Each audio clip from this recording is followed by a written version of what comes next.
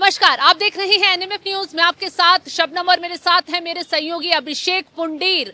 जिस वक्त भारतीय सेना ने ऑपरेशन सिंदूर चलाया पाकिस्तान को तबाह करने के लिए, उस वक्त भारत में एक बड़े हमले की साजिश रची जा रही थी और ये साजिश रची जा रही थी आईएसआई के जरिए और इसका एजेंट बैठा था हरियाणा के पानीपत में। नोमान इलाही एक युवक को गिरफ्तार किया है जो जासूसी का काम कर रहा था पाकिस्तान के लिए और ये कैराना का रहने वाला है, जिसके पास से जब इसे गिरफ्तार किया गया तमाम ऐसे सबूत, ऐसी चीजें बरामद की गई है जिसने जांच एजेंसियों के होश उड़ा दिए हैं। इसके फोन से कैसे सेना के ऑपरेशन के वीडियो इसने पाकिस्तान भेजे वो बरामद हुए, कई पासपोर्ट जब्त किए गए, कई संदिग्ध चीजें इस जासूस के पास से गिरफ्तार की गई हैं। तो अभिषेक, जिस तरीके से कैराना का ये बताया जा रहा है, नोमान इलाही इसको पकड़ा गया है, कहा जा रहा है बड़े आतंकी हमले की ये स्क्रिप्ट तैयार कर रहा था, पाकिस्तान से सपोर्ट मिल रहा था। कितना बड़ा और शातिर ये बदमाश हो सकता है?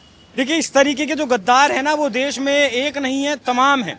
क्योंकि कैराना की अगर मैं आपको बताऊं कि कैराना को मिनी पाकिस्तान ऐसे ही नहीं कहा जाता, उसके वो अपने अंदर कुछ ऐसी खूबियां समेटे हुए हैं जिसलिए उसे मिनी पाकिस्तान कहा जाता। हथियारों के जखीरे से लेकर देश विरोधी गतिविधियां करने तक वहां हर काम किया जाता है। इसीलिए अक्सर जो कैराना है वो आपका सुर्खियों में रहता है और पहली बार नहीं है जब आईएसआई से लिंक मिला हो कैराना के किसी इंसान का। इससे पहले इकबाल काना 9 साल पहले उसका लिंक मिला था आईएसआई से और ये भी लगभग 150 लोगों का एक गिरोह, एक गैंग तैयार कर चुका था जो लोग इसके साथ शामिल थे। अब मैं आपको बताऊं, खुलासा ये हुआ है कि ये हरियाणा से लेकर और यूपी तक के युवाओं को टारगेट कर रहा था, अपनी गैंग में शामिल होने का। देखिए, ये रहता तो था कैराना में, लेकिन अभी लगभग 7-8 महीने पहले कैराना गया क्योंकि इसकी बहन की शादी हुई थी पानीपत में। माफ कीजिएगा, पानीपत गया था। 6 भाई बहन है, एक बहन की शादी हुई थी पानीपत में, उसके पास वो रहता था।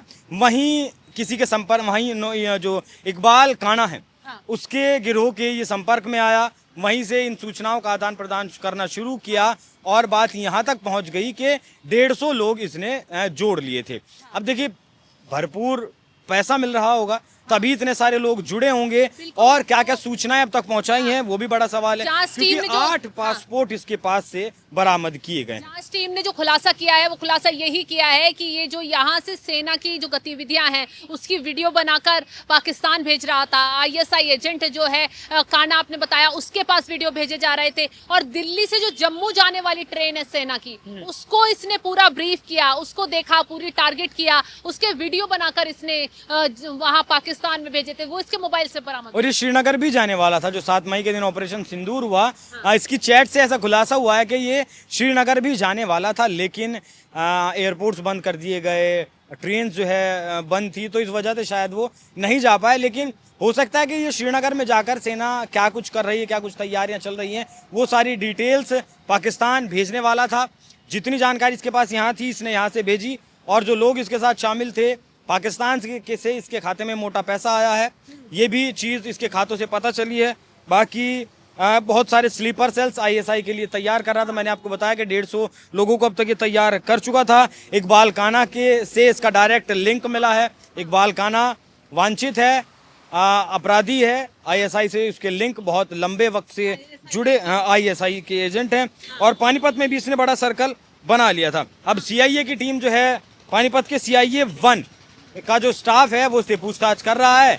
अब देखना होगा कि क्या कुछ उस जांच में निकलकर सामने आता है। बाकी इससे पहले एक जासूस जैसलमेर से गिरफ्तार किया गया, 2 पंजाब से गिरफ्तार किए गए और पानीपत से ये 13 तारीख में गिरफ्तार किया गया था। एक और जासूस गिरफ्तार किया गया था, उसका नाम मुझे याद नहीं आ रहा है। कुछ को हनी ट्रैप में फंसाया जाता है, कुछ को मोटे पैसे का लालच दिया जाता है और ये लोग मतलब इतने वाहियात हैं कि ये लोग मतलब चंद पैसों के लिए, चंद टुकड़ों में, कागज के टुकड़ों में ये लोग बिक जाते हैं और अपने देश की जो इंटेलिजेंस है वो देते हैं।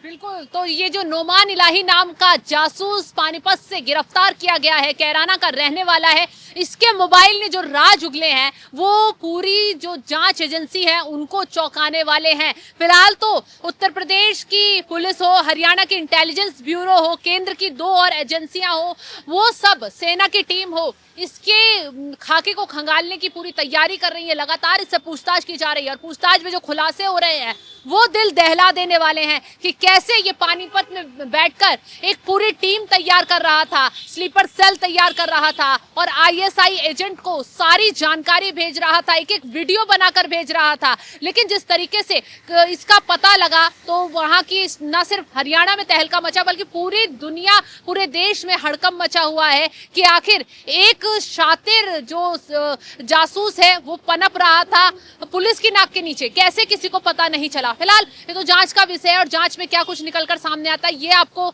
आगे जानकारी देंगे। तो तमाम खबरों की अपडेट के लिए आप हमारे साथ जुड़े रहें। नमस्कार।